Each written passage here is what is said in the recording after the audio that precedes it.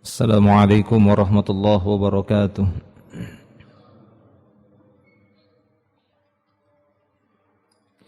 Innal hamdalillah nahmaduhu wa nasta'inuhu wa nastaghfiruh wa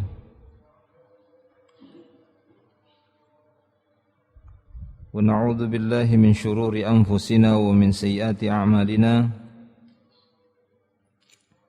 Man yahdihillahu fala mudilla lahu wa man yudlil fala hadiyalah. Asyhadu an la ilaha illallah wahdahu la syarika lah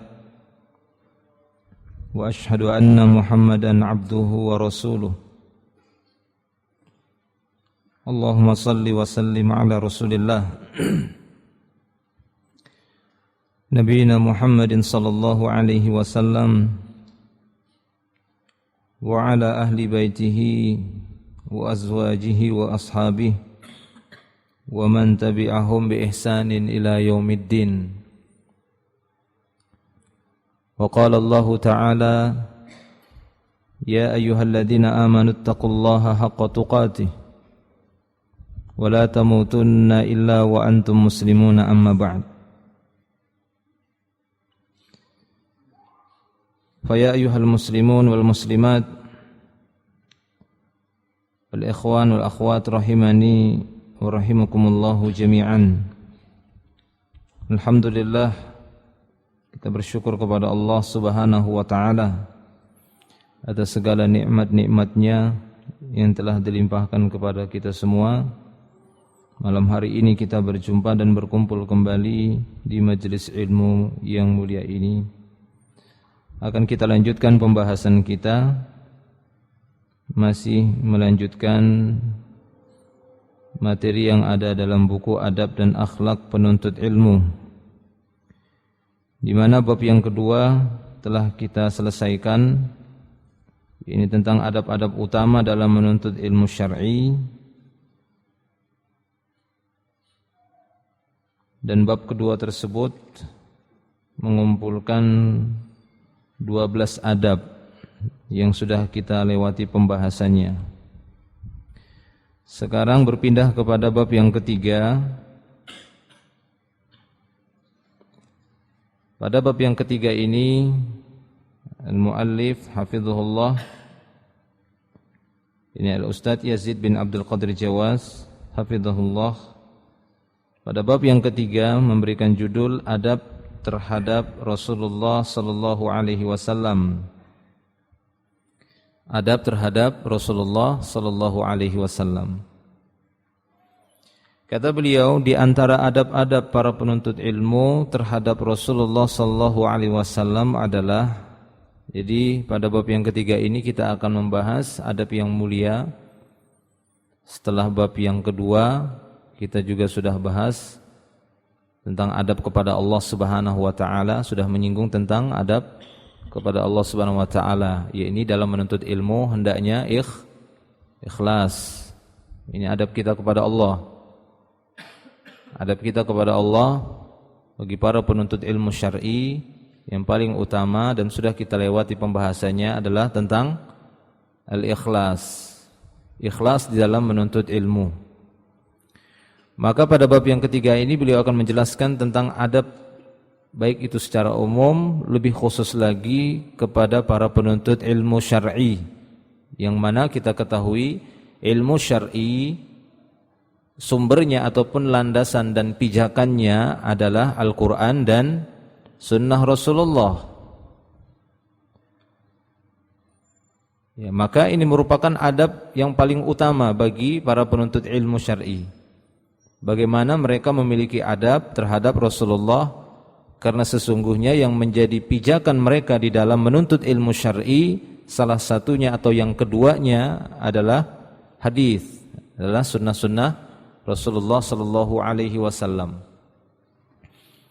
Maka di sini beliau akan menjelaskan di antara adab-adab para penuntut ilmu terhadap Rasulullah sallallahu alaihi wasallam adalah, yang pertama, kata beliau di sini, mengimani beliau sallallahu alaihi wasallam sebagai nabi dan rasul terakhir bagi seluruh manusia. Maka ini penting. Ini adab kita kepada Rasulullah sallallahu alaihi wasallam, kita beriman dan meyakini bahwa beliau adalah nabi sekaligus rasul yang terakhir. La nabiyya ba'dahu, tidak ada nabi setelah beliau. Kalau pintu kenabian sudah ditutup, berarti pintu kerasulan juga sudah ditutup. Karena sebagaimana dijelaskan oleh para ulama, seorang rasul itu diangkat menjadi Rasulullah, jadi utusan Allah, maka dia harus melewati pintu nubuah, dia harus melewati pintu nabi, diangkat nabi dulu baru rasul. Ya, tidak bisa diangkat langsung menjadi rasul. Sehingga cukuplah pintunya ini ditutup. La nabiyya ba'di, tidak ada nabi setelah diriku. Kalau nabi saja tidak ada karena ini pintu menuju rasul, berarti rasul juga tidak ada. Apa beda nabi sama rasul? Sisi perbedaannya siapa bisa jawab? Nabi memperbaharui agama yang ada, rasul menyebarkan agama yang baru. Jadi nabi bisa jadi meneruskan ajaran yang sebelumnya dari nabi sebelumnya, belum membawa risalah tersendiri. Akan tapi rasul dia punya risalah sendiri yang nanti ada perbedaan, walaupun ada kesamaan, ada perbedaan dengan rasul yang lain. Makanya kita dapati Rasulullah SAW membawa beberapa syariat-syariat yang baru, yang itu tidak terdapat pada rasul-rasul sebelumnya. Akan tapi inti dakwah seluruh nabi dan rasul sama. Yakni apa? Iya. Jadi mentauhidkan Allah Subhanahu wa taala. Ani ibudullaha wajtanibut taghut. Walaqad ba'atsna dalam surat An-Nahl itu ya 36, walaqad ba'atsna fi kulli ummatin rasulan. Ya, ani ibudullaha wajtanibut taghut. Dan sungguh kami telah mengutus pada setiap umat itu pasti ada rasul, tidak mungkin tidak ada. Setiap umat akan ada rasul yang diutus. Apa tugasnya? Untuk menyampaikan kepada manusia, kepada umat tersebut, ani'budullah wajtanibut taghut. Beribadahlah hanya kepada Allah dan jauhilah taghut, sesembahan-sesembahan selain Allah Azza wa Jalla. Ini sama semua, enggak ada bedanya. Tidak ada seorang nabi atau seorang rasul pun menyelisihi ini. Berbeda dalam masalah ini, sama semua. Tapi dalam beberapa perkara syariat, nah ini ada perbedaan. Ya, ini ada perbedaan. Seperti di masa Nabi dahulu, seperti yang diceritakan oleh Nabi SAW, Nabi dahulu juga berperang, akan tapi kalau mereka sudah menaklukkan satu negeri, harta ghanimahnya itu harus dikumpulkan, kemudian akan datang api dari langit membakarnya. Sehingga apabila salah seorang tentara, salah seorang prajurit menyembunyikan sekecil apapun harta rampasan perang tersebut, maka api itu tidak akan turun-turun. Dan Nabi itu akan paham, kalian ada yang menyembunyikan ghanimah. Ini di mana kita bahas ini ya? Oh iya, di Istiqlal. Hadisnya ya. Jadi kalian ada yang menyembunyikan ghanimah. Jadi seperti itu. Ini beda. Adapun pada syariat Nabi Muhammad SAW, maka halal harta ghanimah. Peperangan-peperangan dilakukan oleh kaum muslimin, menang bisa membawa hadiah, hadiah. Membawa ghanimah, ya hadiah juga gitu ya. Ghanimah. Kalaupun kalah ataupun meninggal, ya mendapatkan syuhada, mendapatkan mati syahid. Tapi ya, jadi itu dia, mengimani beliau sallallahu alaihi wasallam tentang ya kenabian dan rasul, bahwasanya beliau adalah nabi dan rasul terakhir bagi seluruh manusia, ya. Sebagai pemberi peringatan dan pembawa kabar gembira, dan mengimani bahwasanya beliau adalah basyira wa nadhira, pemberi kabar gembira dan pemberi peringatan. Dan banyak ayat di sana antum bisa dapati kalimat basyiron wa nadhiran kepada Nabi Muhammad sallallahu alaihi wasallam. Di antaranya surat Al-Baqarah ayat 119, di sana Allah taala berfirman, inna arsalnaka bil haqqi basyira wa nadhira wa la tus'alu an ashabil jahim. Ya, sesungguhnya kami mengutusmu dengan al-haq ya Muhammad. Sesungguhnya kami mengutusmu dengan al-haq sebagai basyiran wa nadhiran, sebagai pemberi kabar gembira bahwa adanya ridha Allah, adanya surga, dan sebagai pemberi peringatan bahwa adanya ancaman-ancaman ya dari Allah Subhanahu wa taala berupa an-nar, berupa api neraka. Jadi ini dia.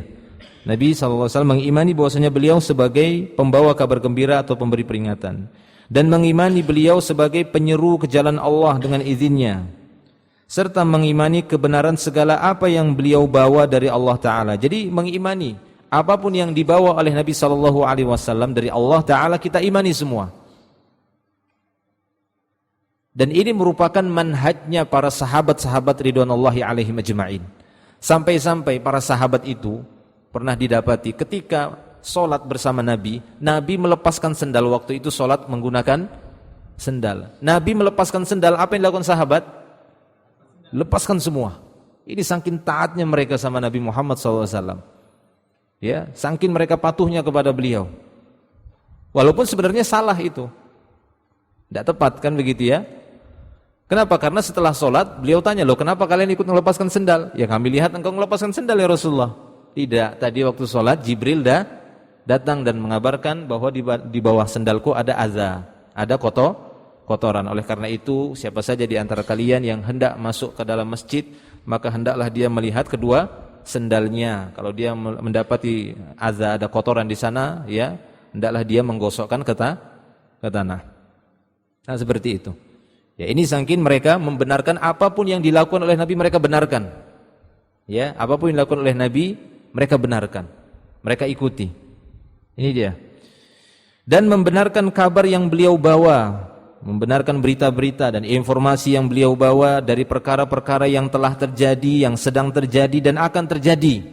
Harus kita benarkan. Wajib kita membenarkan, mengimani, meyakini dan membenarkan informasi apapun yang datang dari Nabi sallallahu alaihi wasallam. Jika memang informasi dan kabar atau berita tersebut sahih, hadis tersebut sahih, wajib kita mengimaninya. Baik berita-berita tersebut adalah perkara-perkara yang telah terjadi. Apa contohnya? Berita-berita yang datang dari Nabi sallallahu alaihi wasallam mengenai perkara-perkara yang sudah terjadi. Apa contohnya? Kisah-kisah, berita-berita informasi nabi-nabi terdahulu, rasul-rasul terdahulu, kisah Adam yang mungkin tidak ada dalam Al-Qur'an ya, dari Nabi sallallahu alaihi wasallam, kisah Nabi Nuh, kisah Lut, ya, ada ziyadah tambahan-tambahan kisah di sana pelengkap. Kisah nabi dan rasul yang lainnya, Nabi Isa, Nabi Musa, Nabi Sulaiman, Nabi Daud dan yang lainnya. Ataupun kisah-kisah orang saleh yang diceritakan oleh Nabi sallallahu alaihi wasallam ya kepada kita semua dari orang-orang soleh terdahulu, dari umat terdahulu. Itu banyak kita dapati kisah-kisahnya. Kisah Ashabul Ukhdud, Ashabul Aikah, ya, Ashabul Kahfi, atau yang lainnya. Jadi itu wajib untuk dibenarkan, perkara-perkara yang telah terjadi atau yang sedang terjadi. Apa yang sedang terjadi? Apa contohnya? Perkara-perkara yang sedang terjadi dari berita-berita Nabi sallallahu alaihi wasallam. Apa contohnya? Apa kira yang sedang terjadi? Kita benarkan berita-berita dari Nabi sallallahu alaihi wasallam baik yang sudah terjadi, yang sedang terjadi. Apa kira-kira yang sedang terjadi? Fitnah-fitnah ya, fitnah-fitnah. Kata Nabi sallallahu alaihi wasallam ada banyak fitnah-fitnah akhir zaman. Kalian akan dapati begini-begini. Waktu yang yataqarrabuz zaman, kata Rasulullah, zaman atau waktu sudah berdekatan sehingga setahun rasanya seperti sebulan, sebulan rasanya seperti satu Jumat rasanya seperti kal-yaum, seperti satu hari, pendek waktu. Ya, terasa sekali. Hari ini kita dapati waktu itu sangat cepat. Dan Allah Ta'ala mampu menjadikan waktu itu agak sedikit panjang, agak lebih cepat. Allah mampu. Walaupun kita menghitungnya sama-sama 24 jam. Tapi bisa kita rasa itu lebih panjang atau bisa terasa lebih pendek. Baik ya, ikhwan fillah rahimani wa rahimakumullah. Dan ini terbukti karena Allah Ta'ala menyebutkan dalam hadits qudsi, yu'dzini ibnu Adam, anak Adam telah menyakitiku, kata Allah Subhanahu wa Ta'ala. Kenapa? Ya subud dahar, karena mereka telah mencela waktu. Wa ana dahar, sementara aku yang menciptakan waktu tersebut, aku yang menciptakan masa. Biyadiyal amr, di kedua tanganku ya segala urusan. Uqallibul lail wan nahar, aku yang membolak-balikkan siang dan malam, yang mengganti-gantikan siang dan malam. Jadi Allah yang menciptakan waktu. Ya, Allah Ta'ala yang menciptakan waktu. Dia yang berkehendak untuk menciptakan waktu itu panjang ataukah pendek, terasa pendek. Bahkan nanti di hari kiamat itu waktu berbeda, kan gitu ya. Satu hari yang dirasakan oleh Allah Subhanahu wa Ta'ala di sisi Allah Subhanahu wa Ta'ala itu 1000 tahun yang harus kita lewati. Nah, ini menunjukkan bahwasanya itu kekuasaan Allah dan mudah bagi Allah untuk menjadikan hal tersebut. Tidak perlu kita merasa khawatir bertanya, bisakah? Ya tidak bisa. Allah Subhanahu wa taala tidak bisa ditanya kan gitu ya. Allah tidak ditanya tentang apa yang dia perbuat, tapi kita yang ditanya. La yus'alu amma yaf'al wa hum yus'alun. Dia tidak ditanya dengan apa yang dia perbuat, tapi mereka manusia yang akan ditanya dengan perbuatan mereka. Jangan tanya Allah Subhanahu wa taala, mampukah Allah? Saya pernah ditanya waktu itu, lama sudah pertanyaan itu. Awal-awal saya waktu di sini. Ya, dari seorang sufi. Dia tanya, mungkinkah Allah Subhanahu wa taala menciptakan sesuatu tapi dia tidak bisa menguasainya? Saya langsung jawab, coba kasih contoh. Ya jawab dulu, mungkin enggak? Loh, contoh dulu apa? Saya bilang. Mungkinkah Allah menciptakan sesuatu yang dia tidak bisa menguasainya? Saya minta langsung, coba contohkan biar saya jawab. Ya tidak bisa, pergi saja. Ya contohkan dulu. Bisa enggak dia mencontohkan? Sesuatu yang diciptakan Allah tapi dia enggak bisa menguasainya. Ini kan goblok, saya bilang. Bodoh sekali kamu. Allah tidak bisa ditanya, kan begitu ya, tentang mampu atau tidaknya. Allah Maha Kuasa, innallaha ala kulli syai'in qadir. Kalau Allah sudah mengatakan dia mampu atas segala sesuatu, ya sudah. Apapun mampu. Ya, dia ciptakan dan dia kuasai. Ya, kalau ditanya mungkinkah Allah, tidak ada yang mungkin atau tidak mungkin bagi Allah Subhanahu wa taala. Segala sesuatu mungkin bagi Allah, tidak bisa dikatakan tidak mungkin. Jadi hati-hati, kadang kan banyak sekarang itu pemahaman terkena filsafat kan gitu ya, ilmu kalam. Jadi bolak-balikkan kata-kata seperti itu. Ya, orang-orang yang mungkin kurang ini bingung juga, dia mikir, oh iya ya, mungkin ya. Ya tanya dulu apa dulu contohnya, kan begitu ya. Baik, jadi kita membenarkan perkara-perkara yang telah terjadi, yang sedang terjadi dan akan terjadi. Kalau akan terjadi banyak, terutama berita-berita tentang yaumul akhir, ya, di akhir zaman, tentang Dajjal, tentang Imam Mahdi, tentang yang lainnya. Baik, para jemaah Allah Subhanahu wa taala. Kemudian yang berikutnya, ada bagi para penuntut ilmu yang berikutnya, yang kedua, wajib mencintai Rasulullah sallallahu alaihi wasallam lebih dari kecintaan kepada diri sendiri, orang tua, anak dan yang lainnya. Ya, demikian juga istri. Nah, gitu ya. Jadi wajib mencintai Rasulullah. Jadi jangan berkata, wahai istriku, engkaulah yang paling aku cintai. Wah, ini kalimat yang bisa jatuh kepada syirik kecil ini. Ya, tidak ada yang paling kita cintai setelah Allah Ta'ala, melainkan Rasulnya. Kita dapat nikmat Islam ini karena kita telah berikrar, bersyahadat pada kalimat yang kedua adalah Nabi Muhammad. Ketika kita mengikrarkan, bersyahadat, bersaksi bahwasanya dia adalah utusan Allah, dengan sebab itu Allah Ta'ala memasukkan kita ke dalam nikmat Islam.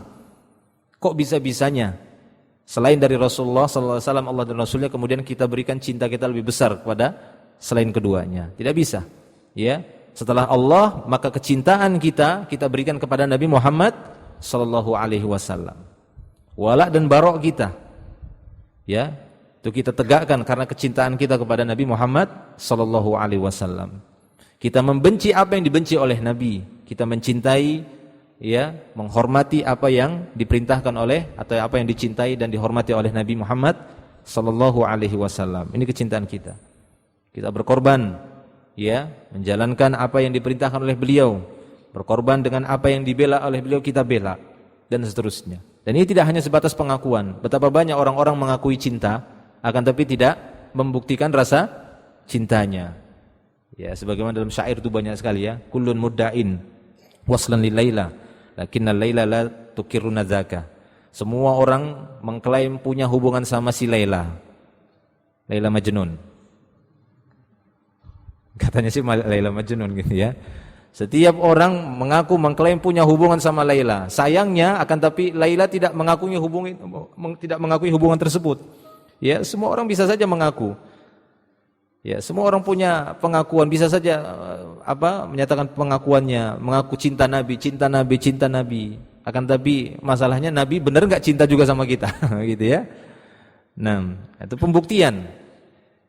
Ya, untuk menunjukkan rasa cinta kita tersebut, ya, itu bisa kita buktikan dengan amal. Dengan apa yang dituntut oleh orang yang kita cintai. Al-mar'u ma'aman ahabba, seorang itu pada hari kiamat bersama orang yang dia cintai. Barang siapa yang benar-benar mencintai Rasulullah sallallahu alaihi wasallam, maka dia akan bersama Nabi Muhammad sallallahu alaihi wasallam. Konsekuensi mencintai itu akan terlihat dari perbuatannya. Sebagaimana seorang yang mengidolakan artis, ya kan? Coba lihat, sampai potongan rambutnya aja diikutin. Kalau di sini misalnya habis, misalnya cuma di sini aja rambutnya, itu dia ikuti itu. Ya, saking dia cintanya dan fansnya senangnya sama artis tersebut, begitu ya. Nah seperti itu. Nah demikian juga kalau memang kecintaan kita kepada Nabi Sallallahu Alaihi Wasallam itu benar, maka kita akan berusaha mengikuti beliau. Nanti ada selanjutnya juga ya. Jadi setidaknya adab yang kedua bagi para penuntut ilmu terhadap Rasulullah Sallallahu Alaihi Wasallam adalah wajib mencintai beliau lebih dari kecintaan kepada dirinya sendiri. Ya, daripada kedua orang tuanya, istrinya, anak ataupun yang lainnya. Rasulullah sallallahu alaihi wasallam bersabda, "La yu'minu ahadukum hatta akuna ahabba ilaihi min waladihi wa walidihi wan nasi ajma'in." Jadi la yu'minu ahadukum, tidaklah sempurna keimanan salah seorang di antara kalian hatta akuna ahabba ilaihi, sampai aku yang benar-benar dia cintai di sisinya, min waladihi daripada anaknya, wa walidihi daripada walidnya, orang tuanya, wan nasi ajma'in atau seluruh manusia, istrinya, tetangganya, teman, ya, apanya semua, kawan, teman, ikhwan dan seterusnya. Jadi Rasulullah SAW yang lebih dia cintai daripada manusia seluruhnya. Baik, kemudian yang ketiga, mentaati apa yang beliau perintahkan. Mentaati apa yang beliau perintahkan dan menjauhi apa yang beliau larang. Ini konsekuensi mahabbah. Ya, konsekuensi mahabbah. Seperti disebutkan dalam sebuah syair, ya, "Lau kana hubbuka shadiqan la ata'tah, innal mahabba liman yuhibbu, ya, innal mahabba liman yuhibbu muti', ya, innal muhibba liman yuhibbul muti'." Nah, di dalam syair disebutkan, "Lau kana hubbuka shadiqan la ata'tahu." Kalau seandainya cintamu itu benar, niscaya engkau akan mentaatinya. Innal muhibba liman yuhibbu muti', karena sesungguhnya seorang yang mencintai orang lain niscaya dia akan itaah, niscaya dia akan mentaati. Nah, ini konsekuensi cinta. Kalau memang cinta kepada Nabi sallallahu alaihi wasallam, maka taati. Taati Nabi sallallahu alaihi wasallam, apa yang beliau perintahkan maka laksanakan, apa yang beliau larang maka jauhi. Oleh karena itu Allah Subhanahu wa taala sangat-sangat memuliakan para sahabat. Kenapa? Karena mereka berpijak di atas kaidah ini. Sami'na wa ata'na, bukan sami'na wa fakkarna. Kami dengar, pikir-pikir dulu, kan begitu ya. In syi'na ata'na wa in syi'na ankarna. Tidak begitu. Ya. Mereka tidak mengatakan kami dengar kemudian pikir-pikir dulu. Jika kami mau kami taati, kalau enggak ya kami tinggalkan, kami ingkari. Tidak bisa seperti itu, bukan konsekuensi cinta. Sami'na wa ata'na. Ya, itu prinsip para sahabat. Makanya Allah muliakan mereka. Kami dengar, kami taati. Bukan kami dengar, kemudian pikir-pikir dulu. Kalau sunnah kan tidak apa-apa ditinggalkan. Nah, itu dia. Itu pikir-pikir dulu namanya. Kan begitu ya. Kalau wajib, cari udzur-udzurnya. Tidak seperti itu. Tapi apa yang diperintahkan oleh Nabi, kerjakan. Apa yang dilarang, tinggalkan langsung. Tidak tanya-tanya. Nanti masalah nanyanya kalau ada uzur. Kan seperti itu para sahabat. Ketika ada uzur baru datang kepada Nabi. Bukan ketika datang perintah tanya, "Ya Rasulullah, itu wajib apa sunnah ya?" Dilarang oleh Nabi sallallahu alaihi wasallam, "Jangan kalian berbuat seperti ini," datang. "Itu haram apa makruh ya Rasulullah?" Tidak ada. Mereka datang itu kalau ada uzur, kalau ada sebuah pelanggaran, seperti seorang yang datang, "Ya Rasulullah, ya, binasa saya." Kenapa? Ya, waqa'tu imraati. Ya, di siang Ramadan saya berhubungan dengan istri. Ini gimana? Nah, itu datang kan begitu ya. Datang sudah seperti itu baru datang ini minta ini gimana? Seperti ini. Ya, ataupun yang lainnya. Akan tapi asalnya mereka dengarkan ya, datang perintah dari Nabi sallallahu alaihi wasallam atau datang sebuah larangan, maka mereka akan mentaatinya, baik itu berupa perintah ataupun larangan.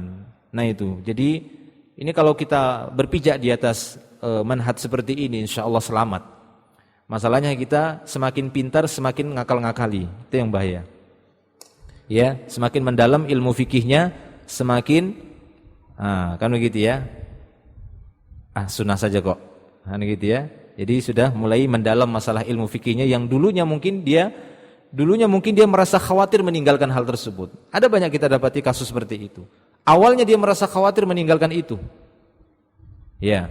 Padahal sebenarnya dalam hukumnya dibahas oleh para ulama itu hanyalah sunnah. Bahkan ketika dia melihat ada seorang meninggalkannya, dia akan marah.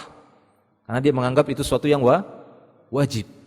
Kan begitu ya. Tapi setelah dia mempelajari fikih, ternyata sunnah. Gampang saja, tinggalkan aja.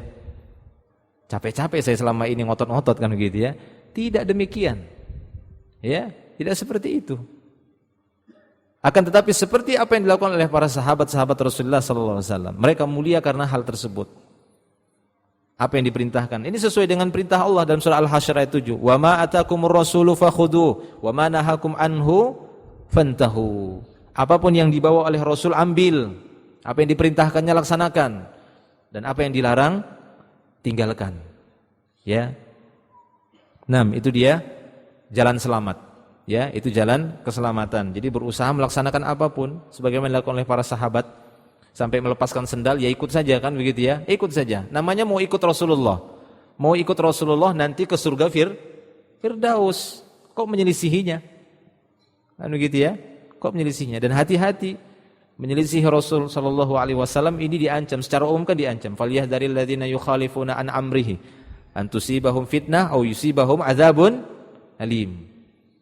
Ya, hati-hatilah orang yang suka menyelisih perintah Nabi. Mereka tertimpa fitnah di dunia dan tertimpa azab yang pedih di akhirat. Di dunia mereka terkena fitnah, maksudnya fitnah syahwat dan fitnah syubhat. Ini orang-orang yang suka menyelisih perintah Nabi.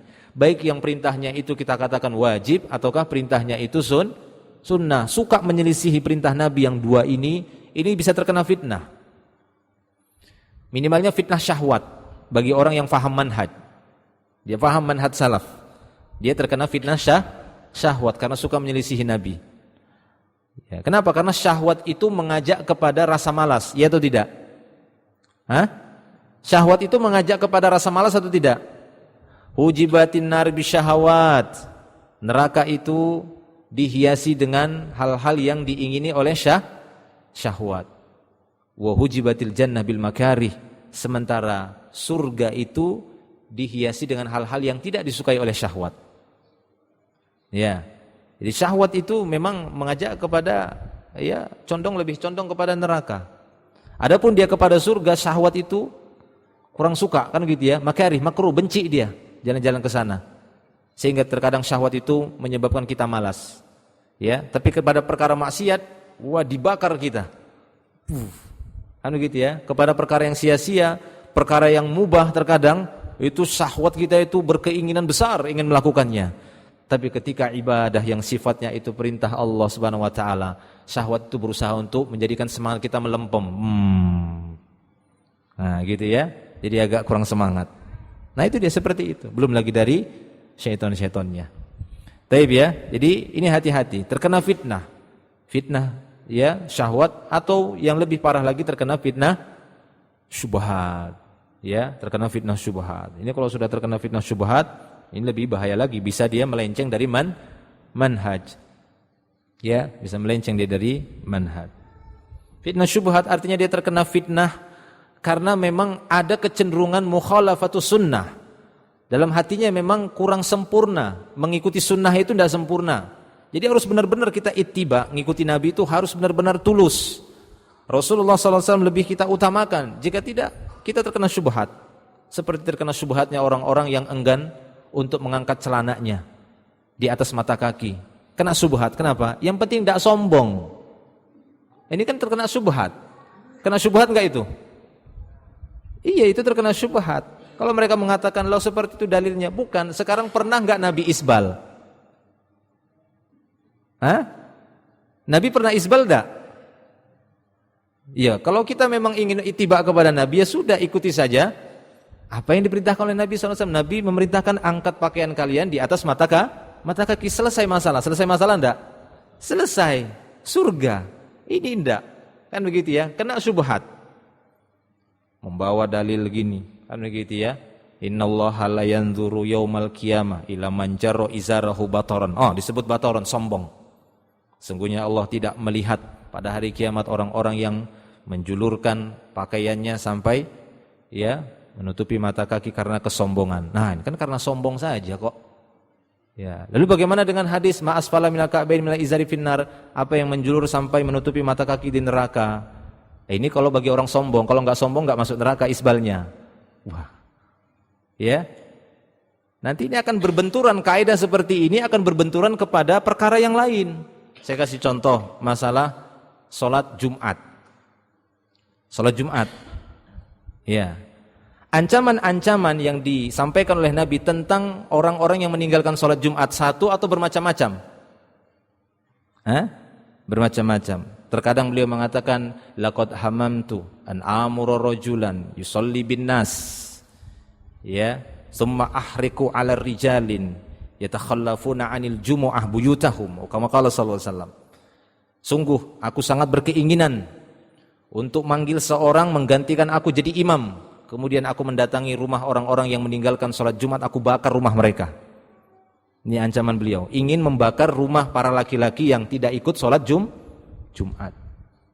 Siapa yang mau dibakar ini? Kalau kita mau pakai takwil-takwilan, oh ini orang-orang yang meninggalkan sholat Jumat ini yang rumahnya mau dibakar, ini khusus orang-orang yang meninggalkan sholat Jumat karena ada sifat munafik. Kalau meninggalkan Jumat karena tidak munafik, maka enggak apa-apa. Loh, kok gitu Ustaz? Ya karena memang ada hadisnya, man tarakal jumu'ah, ya, salasa marrat tahawunan. Toba Allahu ala qalbi, atau riwayat yang lain man tarakal jum'ah, ya, salasa marrat min ghairi uzrin fahuwa munafiq. Barang siapa yang meninggalkan Jumat 3 kali berturut-turut ya tanpa ada uzur, maka dia munafik. Nah, ini berarti yang dimaksud meninggalkan sholat Jumat yang mau dibakar rumahnya ini khusus orang yang meninggalkan Jumat karena ada penyakit munafik. Kalau enggak ada kemunafikan enggak apa-apa. Ayo antum, kalau saya seperti itu juga. Kira-kira antum terima enggak? Jadi ahli bidah gitu. Ya, jangan mempermainkan dalil seperti itu. Sami'na wa ata'na, khalas, cukup. Itu dia. Kalau mau main-mainkan dalil antum nanti Masya Allah, ya, rusak kita ini. Akal kita tersebut. Akal kita ini harus tunduk sama dalil. Sami'na wa ata'na, khalas. Jangan sami'na fakarna. Wah, bukan begitu, bukan begitu. Ditakwil semuanya. Sampai masalah yang berkaitan dengan Allah saja ditakwil-takwil. Ya, seperti perkataan seorang ustadz itu. Kalau seandainya kita menetapkan Allah itu turun, berarti Allah butuh tempat dong. Ada enggak sahabat yang berkata demikian? Ketika Rasulullah, wahai para sahabat, Allah di sepertiga malam itu turun ke langit dunia. Wahai Rasulullah, berarti Allah butuh tempat. Kalau begitu ketika Allah menciptakan malaikat, kita katakan juga, berarti Allah butuh malaikat. Kacau pemikiran seperti ini. Tetapkan saja, khalas, selesai. Kewajiban kita hanya membenarkan isbat. Sudah selesai, kita meyakini. Masalah kaifiyahnya ya serahkan kepada Allah Subhanahu wa taala. Ya, itu ahlus sunnah.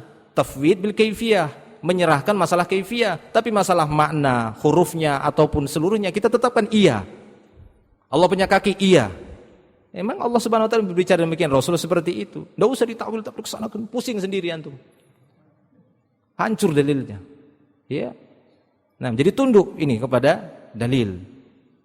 Nah, lalu kapan ini bisa kita gunakan? Kalau memang di sana perkaranya membutuhkan tafsiran, maka kita harus mengikuti manhaj tadi, yaitu manhaj para sahabat. Itulah tujuannya adanya para sahabat itu supaya setidaknya kita bisa melihat sahabat dulu. Karena mereka orang-orang yang mungkin dekat dengan Nabi, bertanya dengan Nabi SAW. Ya, ini dia ya, penting bagi kita untuk ittiba ataupun taat kepada Nabi SAW. Apapun yang diperintahkan oleh beliau dan apa yang beliau larang, sudah itu saja. Itu manhajnya para sahabat, selamat mereka dalam masalah ini. Sehingga banyaknya orang-orang belakangan hari ini ya susah selamatnya. Makanya Imam Malik mengatakan bahwasanya la yasluh akhiru hadhil ummah ya illa bima salaha bihi awwaluh. Ya kama qala. Ya, ini perkataan Imam Malik. Bahwasanya akhir dari umat ini kita ini bisa baik, ya, ini tidaklah bisa la yasluh, la yasluh akhiru hadhil ummah illa bima salaha bihi awwaluha. Bahwasanya umat ini yang akhir-akhir ini kita ini tidak akan bisa baik kecuali dengan sesuatu yang baik, ya, yang telah ditempuh oleh orang-orang sebelum kita. Ini para salaf. Ya, terutama dalam masalah membicarakan Allah ini lebih berbahaya, hati-hati ya. Membicarakan Allah Subhanahu wa taala ini harus lebih hati-hati. Membicarakan penguasa saja hati-hati. Kan begitu ya? Jangan membanyak berbicara tentang dia kecuali kita memang langsung ketemu langsung. Nah, ini beda. Beda orang yang ketemu langsung dengan penguasa, kemudian dia menyampaikan bagaimana karakter penguasa, kan begitu ya? Dibandingkan cuma dengar-dengar saja. Ini kan beda. Nah, kita kan cuma dengar dan baca ayat saja dan tidak pernah langsung melihat Allah Subhanahu wa taala. Ketika saya tanya antum semuanya, itu telinga gajah bentuknya gimana? Gajah punya telinga enggak? Punya. Bentuknya gimana? Besar. Dari mana antum tahu? Oh, pernah lihat. Kan begitu ya? Itu karena antum pun pernah lihat. Ya kan? Jadi dia tahu kaifiatnya. Tapi kalau seorang yang mungkin tidak pernah lihat gajah dari kecil, gimana kira-kira? Ya, dia tidak pernah lihat gajah dari kecil. Mungkin buta, kan begitu ya? Kemudian dengar-dengar orang ada hewan gajah, enggak tahu dia bagaimana. Ditanya dia, "Kamu tahu gajah?" "Iya, tahu. Saya dengar ada gajah, ada hewan gajah." "Tahu telinganya gimana?" "Enggak tahu telinganya." "Tapi kamu menetapkan ada telinga." "Ya, namanya makhluk ada telinganya," kan begitu ya. Misalnya gajah ada telinganya. Nah, seperti itu para jemaah Allah Subhanahu wa taala. Ini bukan menyerupakan dengan gajah lagi. Jangan antum bilang, "Wah, ini ustaz ini menyerupakan Allah dengan gajah." Iya. Baik. Akhwani fiddin rahimani wa rahimakumullah wa iyyakum jami'an. Ya, jadi jangan berkata demikian. Jadi kalau misalnya Allah Subhanahu wa taala disebutkan, Rasul mengatakan Allah turun ke langit dunia, Allah itu istiwa, ya bukan berarti butuh tempat. Nanti kalau kita katakan seperti itu, Allah menciptakan malaikat, Allah menciptakan ini, berarti Allah, apakah Allah butuh makhluk-makhluk tersebut? Enggak, kita katakan. Loh, itu juga Allah enggak butuh tempat. Siapa yang bilang Allah butuh tempat? Kita hanya menetapkan tentang nuzul. Allah itu turun, punya sifat nuzul, punya sifat istiwa dan seterusnya. Hanya menetapkan saja, kok susah antum. Ditetapkan tapi mikir. Oh, jangan dipikir, Allah enggak bisa dipikir. Tetapkan saja, nas itu kita tetapkan, kita imani. Ada mirip-mirip kayak mirip-mirip kayak ahlu sunnah, ahlu tafwid namanya. Ahlu tafwid itu pokoknya diserahkan saja. Kan begitu ya. Allah Subhanahu wa taala turun. Allahu a'lam. Allah yang lebih tahu. Anda kamu tetapkan enggak? Allah yang lebih tahu itu katanya. Nah, ini sebenarnya ahlu tafwid bukan ahlu sunnah seperti ya. Hampir mirip kayak ahlu sunnah. Kalau ahlu sunnah yang tafwidnya itu hanya kaifiyah saja. Kaifiyahnya itu enggak tahu kita, itu kita serahkan kepada Allah. Akan tapi penetapannya, isbatnya iya benar. Karena ini dalam rangka untuk membela dalil, membela firman Allah, karena Allah yang berfirman. Enggak mungkin Allah Subhanahu wa taala berfirman, berkata ataupun menyampaikan sesuatu yang kita enggak paham. Ya. Ini menunjukkan berarti kita menuduh Allah Subhanahu wa taala tidak bisa memilih bahasa, kan begitu ya? Tidak bisa memilih bahasa. Ketika saya misalnya mengatakan kepada antum semuanya, modom. Antum paham enggak? Ya ayyuhal muslim, ya ayyuhal hadirun, modom. Itu bahasa kampung saya itu, artinya tidur. Antum enggak paham kan? Ya, makanya itu tidak mungkin. Ini namanya kan saya yang bodoh, nyuruh antum tidur tapi dengan bahasa yang antum enggak pahami. Yang bodoh siapa? Yang nyampaikan, kan begitu ya. Kalau kita mengatakan seperti itu, kita seakan-akan menuduh Allah Subhanahu wa taala, naudzubillah. Kita paham. Yang dikatakan istiwa ya istiwa sudah. Ya, dengan kebesaran dan ketinggiannya. Turun ya turun. Enggak usah repot-repot. Repot benar seperti itu. Ya, mudah sebenarnya manhaj Ahlus Sunnah. Yang keempat, meneladani beliau dalam setiap perkataan, perbuatan, ibadah dan pergaulannya. Jadi berusaha meneladani beliau, perkataan, apa yang beliau perbuat, bagaimana ibadah beliau, bagaimana cara bergaulnya. Itu bisa kita dapat dalam pembahasan khusus ya, adab-adab syariah. Laqad kana lakum fi Rasulillahi uswatun hasanah. Ini sering dibaca ayat ini pada waktu Maulid. Yang kelima, wajib ittiba, hanya kepada beliau saja. Ini juga ya, konsekuensi cinta yakni ittiba. Allah Ta'ala berfirman, "Qul in kuntum tuhibbunallah fattabi'uni." Katakan katakan ya Muhammad kepada siapa? Kepada manusia, kepada umatnya. In kuntum tuhibbunallah, wahai manusia, kalau kalian benar-benar punya mahabbah, punya rasa cinta kepada Allah, fattabi'uni, ittiba kepadaku, kata Rasulullah SAW. Jadi konsekuensi cinta kepada Allah, ittiba kepada Nabi. Dan manfaatnya apa? Yuhibbukumullah. Allah akan memberikan rasa cintanya kepada kalian. Ya. Kalau begitu Allah butuh sama makhluk dong. Hah? Allah mencintai, innallaha yuhibbut tawwabin wa yuhibbul mutatahhirin. Allah mencintai orang yang tobat dan orang yang senang toharoh. Allah mencintai orang yang ittiba kepada Nabi. Berarti Allah butuh sama kita. Ya pokoknya cintalah, Allah cinta. Antum paham cinta? Sudah, situ aja pahami. Cinta kan gitu ya. Rasa senang, itu dia. Tidak usah ditawil-tawil yang lain-lain. Nanti sakit kepala antum. Wa yaghfir lakum dzunubakum, dan Allah akan mengampuni kalian dosa-dosa kalian, wallahu ghafurur rahim. Jadi ittiba ya. Yang keenam, banyak berselawat kepada beliau sallallahu alaihi wasallam sebagaimana yang diperintahkan oleh Allah taala dalam firman-Nya, innallaha wa malaikatahu yusholluna 'alan nabi ya ayyuhalladzina amanu shallu 'alaihi wa sallimu taslima. Sesungguhnya Allah dan para malaikatnya berselawat kepada Nabi. Wahai orang-orang yang beriman, kita diperintahkan shallu 'alaihi wa sallimu taslima, berselawatlah kepadanya dan ucapkanlah salam kepada beliau. Dan beliau apabila kita mengucapkan salam saat ini ya sallallahu alaihi wasallam alaihi ya, maka beliau tidak bisa mendengar langsung. Ya, assalamualaikum ya Rasulullah, assalamu alaihi, assalamu ala nabi, ya, keselamatan ataupun itu kan ucapan salam, assalamualaikum kan gitu ya, assalamualaikum. Tapi Nabi sallallahu alaihi wasallam tidak bisa mendengarnya langsung. Harus melalui perantara para malaikat.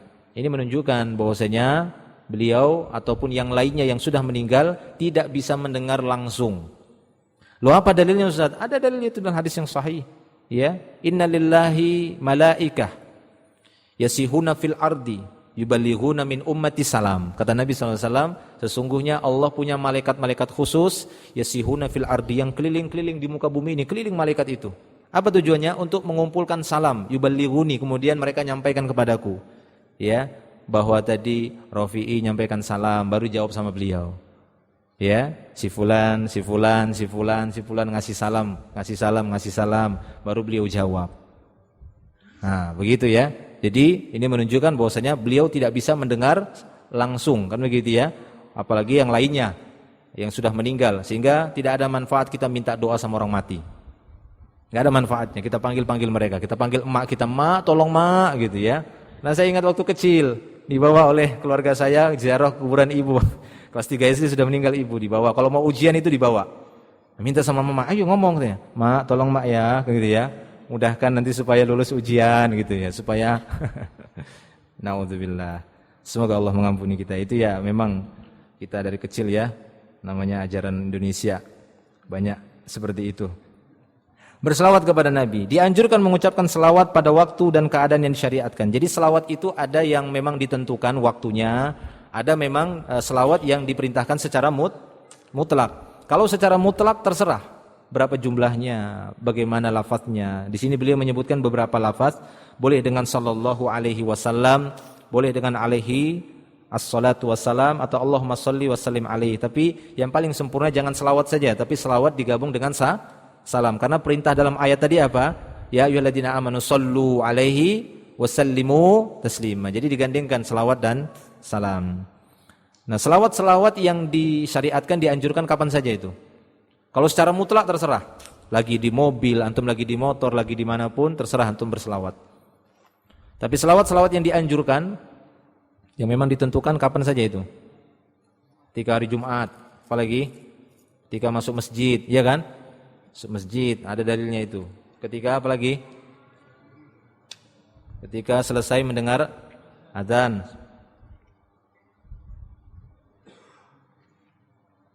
Kapan lagi? Ketika apa? Ketika menikah, enggak ada ya. Jangan antum buat yang baru. Kecuali selawat secara umum enggak apa-apa. Selawat secara umum mutlak boleh. Tapi mengkhususkan yang seperti itu, nah itu butuh dalil. Paham ya? Rasulullah sallallahu alaihi wasallam bersabda, "Man shalla alayya salatan sallallahu alaihi biha asyran." Barang siapa yang berselawat kepadaku sekali, Allah akan membalas selawatnya tersebut 10 kali, itu maksudnya. Ya, Allah akan membalas selawat kepadanya sebanyak 10 kali. Lafaz selawat yang dianjurkan adalah seperti yang dibaca dalam salat atau tasyahud. Yaitu lafaz selawat, bukan Demikian juga selawat ketika sholat, itu tidak ada tambahan-tambahan Sayyidina seperti itu ya. Kembalikan kepada naskah ataupun redaksi yang asli. Kalau di luar itu antum berselawat secara mutlak, secara umum, ya boleh saja pakai Sayyidina, tidak apa-apa. Seperti muqaddimah, alhamdulillah wassalatu wassalamu ala sayyidil mursalin, sayyidil anbiya wal mursalin, Sayyidina Muhammadin sallallahu alaihi wasallam, tidak masalah. Akan tapi pada selawat yang sudah datang dari Nabi sallallahu alaihi wasallam ini jangan ada ditambah ataupun dikurangi, sudah seperti itu aja. Ya, saya masih ingat dulu SD itu kalau belajar sholat selawatnya itu ada Sayyidinanya, nggak tahu sampai sekarang masih ada nggak itu ya.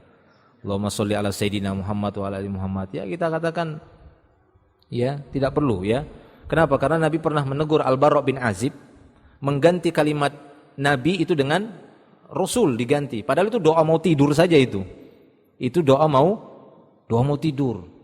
Ya.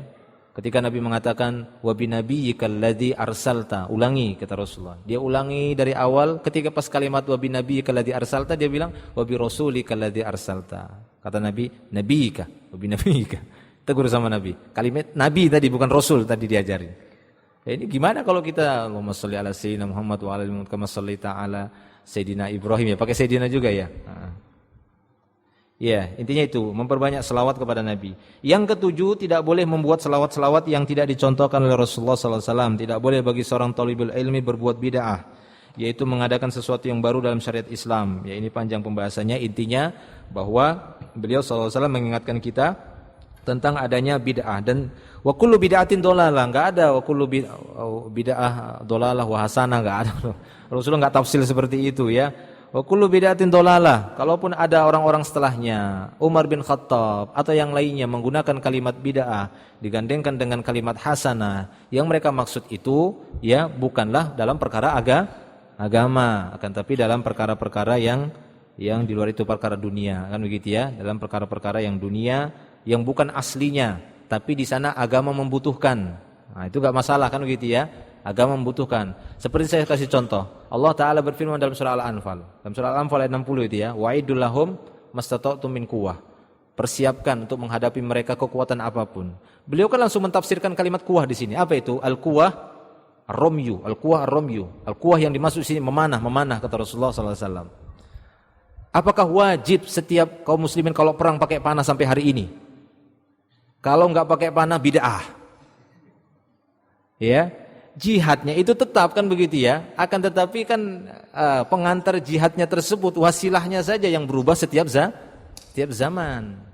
Ya, enggak pakai kuda lagi, walaupun masih ada pakai kuda, mungkin pakai tank sekarang, kan begitu ya, pakai pesawat. Ya, itu kan bukan masuk ke dalam anunya jihadnya, kan begitu ya. Akan tetapi jihadnya tersebut adalah yaitu kesungguh-sungguhan, pengorbanan harta, kan itu jihad. Kemudian yang lainnya dari syariat jihad, itu contoh. Baik ya. Setiap amalan yang diada-adakan dalam agama yang tidak ada contohnya dari Rasulullah SAW, maka amalan tersebut tertolak dan tidak diterima berdasarkan sabda Rasulullah SAW, man ahdasa fi amrina hada ma laysa minhu fahuwa rad. Barang siapa yang mengada-ngada, ini ada dua, yang satu lagi man amila amalan, barang siapa yang melakukan satu amal, dua-duanya kena, walaupun dia beralasan, kan saya cuma buat saja, enggak beramal. Sama, kamu kena juga, ya. Kan saya cuma buat amalan ini, siapa suruh mereka mengamalkannya? Saya kan cuma buat saja, kan gitu ya. Kadang kan ada dibuat-buat. Iya, tadi ada pertanyaan. Ustaz, boleh enggak kita berdoa Rabbana atina fid dunya hasanah fil akhirati hasanah wa qina adzabannar ketika saat-saat menjelang amin bersama imam. Kenapa seperti itu? Karena kan barang siapa yang aminnya bersama imam, ini kan akan mustajab katanya. Iya, maksudnya amin kita itu berbarengan, bukan tambahin doa di sana, kan gitu ya. Ghairil maghdubi alaihim waladdallin. Kemudian Rabbana atina fid dunya hasanah wa fil akhirati hasanah. Enggak ada seperti itu ngada-ngada terus seperti itu, kan gitu ya. Baik ya, Masya Allah. Cukup ya, insyaallah mungkin bisa dipahami ini. Intinya di antara rasa cinta kita kepada Rasulullah SAW, menjaga diri tidak melakukan perbuatan yang bid'ah, yang mengada-ngada, berusaha beramal sesuai dengan dalil ya. Jadi itu yang bisa kita sampaikan, semoga bermanfaat. Wallahu a'lam bishawab. Cukup ya, di sini dulu. Nanti kalau ada pertanyaan bisa ditanyakan di luar majelis saja. Ini dulu, akhiru da'wana alhamdulillah, subhanakallahumma bihamdik, asyhadu an la ilaha illa anta astaghfiruka wa atubu ilaik. Assalamualaikum warahmatullahi wabarakatuh.